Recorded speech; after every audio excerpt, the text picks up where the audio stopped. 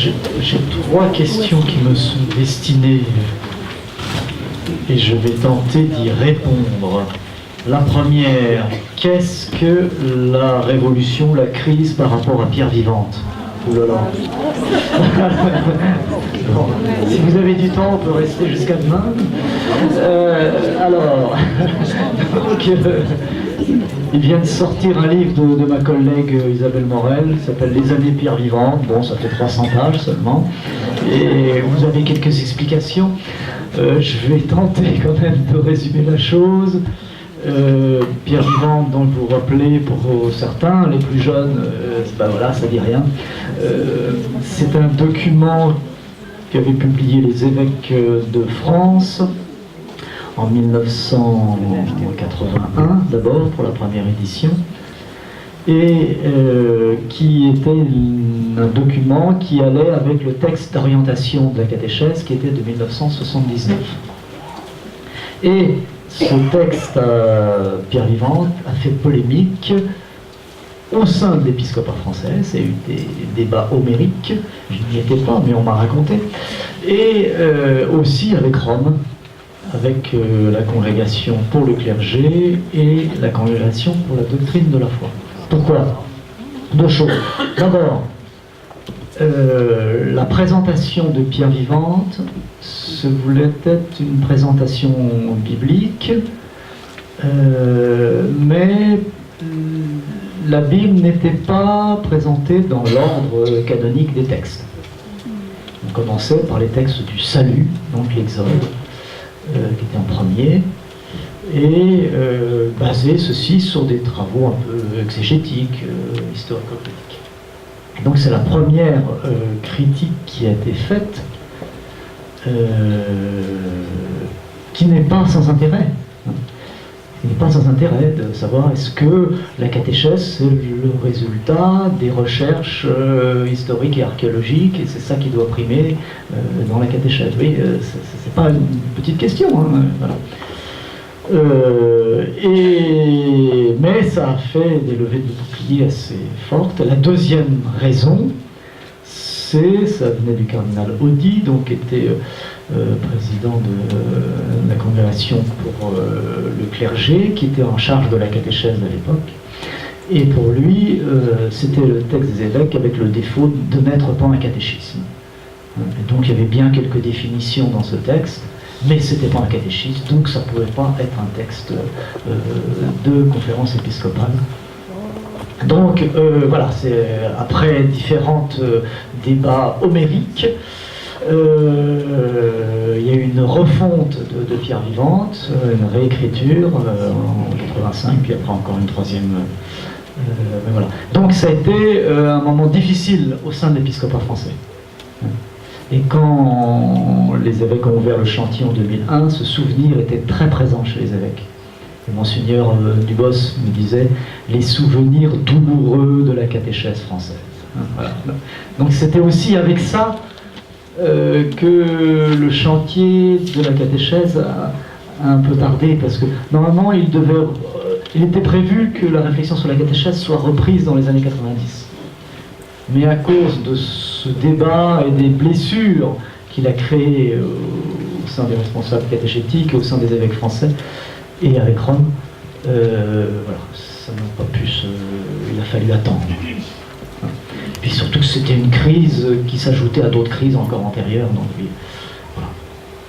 Les souvenirs douloureux de la catéchèse française. Voilà, donc si vous voulez avoir les détails, lisez ces livres d'Isabelle Morel, chez DDB, Les années Pierre Vivante. Bien, alors, autre question. La catéchèse doit éveiller à l'amitié spécifique entre chrétiens et juifs. C'est de la charte de la province de Rennes. Ceci est-il pris en considération dans la catéchèse aujourd'hui ? Je pense que c'est une bonne question. Je ne suis pas sûr à 100% que ce soit le cas. Pourtant, je pense que, je vais y revenir tout à l'heure, mais la question la pluralité religieuse aujourd'hui est très importante, et la pluralité avec le judaïsme est d'autant plus importante, c'est pour ça que j'aime bien le spécifique, parce qu'il y a une spécificité du rapport au judaïsme, car d'une certaine manière, nous sommes aussi spirituellement juifs. Nous partageons une bonne partie de l'Ancien Testament, qu'on a le mauvais goût d'appeler ancien, mais qui est avec nos frères juifs. Donc je crois qu'il y a plusieurs questions. D'abord, la catéchèse doit prendre en considération sans doute mieux qu'elle ne le fait. Donc l'identité du peuple juif, de Jésus, de Marie, des évangiles, de la fête de Pâques, de Jésus, c'était d'abord la réunion des apôtres pour la fête de la Pâque juive. Voilà, et toutes ces choses-là, qui sont parfois dans les documents catéchétiques, mais parfois un petit peu trop succinctement évoquées. Et on sait ce que dans l'histoire, l'oubli du peuple juif a créé. L'autre chose qui, par contre, à mon avis, très très peu présente et peut-être plus préoccupant encore, c'est ce qu'on appelle la permanence d'Israël. C'est-à-dire, c'est pas seulement la présence d'Israël, c'est pas seulement nos frères juifs qui nous étions des juifs devenus chrétiens dans le temps de Jésus et de l'Ancien Testament. Mais c'est aujourd'hui qu'Israël vit de la foi. Et là, il y a des textes aujourd'hui, le pape Benoît XVI a fait un travail considérable sur ce sujet-là, avec des textes très importants sur la prière du Vendredi Saint. Il a tenu à modifier la prière du Vendredi Saint dans le motu proprio sur le texte en latin, à l'occasion du motu proprio, sur la messe en latin. Il a demandé qu'on modifie la prière pour le Vendredi Saint. Vous savez, la prière pour le juif perfide, voilà. Il a demandé à ce qu'on change cette prière, et le sens de cette prière rénovée, qui aussi était rénovée aussi dans le missel de Paul VI, c'est qu'on ne prie plus pour la conversion des Juifs. On ne prie plus pour la conversion des Juifs. On prie le Seigneur pour que, juifs et chrétiens, nous nous retrouvions tous ensemble. On ne demande pas au Seigneur que les Juifs rentrent dans l'Église afin d'accéder au salut. Vous voyez, c'est un changement considérable. Considérable. Et donc, je pense que là, il y a quelque chose... En plus, ces textes méconnus de Benoît XVI, Benoît XVI, j'ai été avec un rabbin l'année dernière à Strasbourg pour un débat théologique sur l'éducation dans la foi, et les juifs, les rabbins ont beaucoup d'admiration pour Benoît XVI, justement pour avoir osé dire clairement ceci. Et c'est des textes un peu techniques théologiquement, donc bon, ça passe pas dans les médias, mais voilà. Mais pourtant, c'est absolument important. Et pour nous, c'est quand même aussi capital, parce que ça rejaillit sur notre conception de l'évangélisation. Pourquoi annonce-t-on l'évangile si finalement Dieu peut lui-même sauver les hommes sans passer par l'Église? Alors, quoi ça sert? C'est Dieu qui fait tout le boulot. Et donc ça pose aussi une question sur notre conception de l'évangélisation. Donc on n'évangélise pas pour convertir à l'Église, pour convertir à Dieu. Bon, voilà, donc voilà, ça c'est des questions tout à fait importantes. Je ne suis pas sûr que on ait pleinement mesuré l'importance de ces questions-là. La troisième question qui m'est posée, c'est par rapport à l'enseignement catholique, quel apport le CNOF peut avoir dans le contexte de l'enseignement catholique, école, collège, lycée.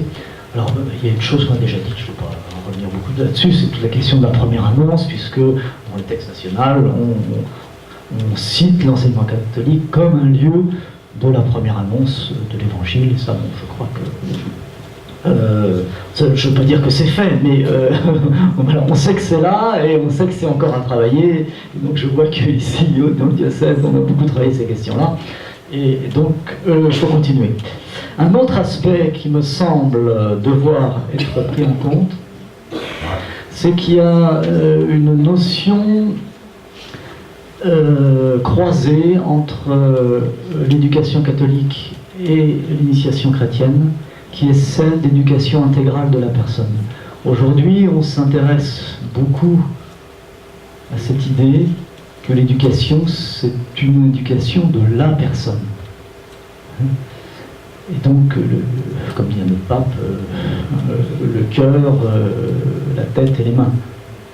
Et donc, cette éducation intégrale de la personne qui est beaucoup aujourd'hui mise en avant par la Congrégation pour l'éducation catholique et par le Concile Vatican II, elle rejoint complètement la notion d'initiation. Il y a des passages du texte national qui sont très clairs là-dessus. L'initiation, c'est une initiation intégrale de la personne. Ce n'est pas un apprentissage théorique ou seulement un apprentissage pratique. C'est une mise en route de la personne dans toute son identité. Et donc là je crois qu'il y a un chantier à croiser entre cette notion d'éducation intégrale de la personne et l'initiation chrétienne, qui est aussi une initiation intégrale de la personne. Mais là c'est un chantier, donc sur une prochaine rencontre, je ne sais pas quoi.